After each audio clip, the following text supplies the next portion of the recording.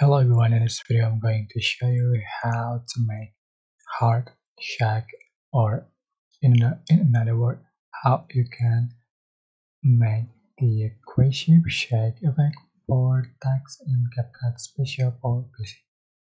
So it's super simple, and let me show you how. Select the black screen and go to text, select the bold text to add the text, or just and select the text template. So for faster and for easier, I'm going to select text template and just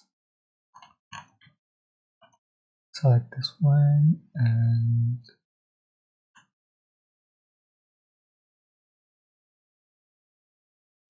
alright, just wait. So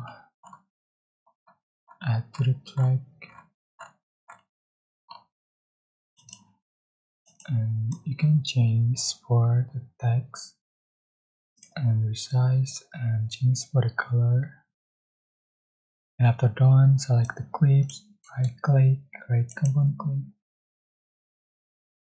go to effect, select night club, and you can looking for the shack effect here. Just add to the track and adjust for the strange to make a crazy shack, and change for the speed, and you can see for the final result. Just click the play button. That's it. I hope this tutorial was helpful for you. Don't forget to like, comment, share, and also subscribe. Thank you so much for watching.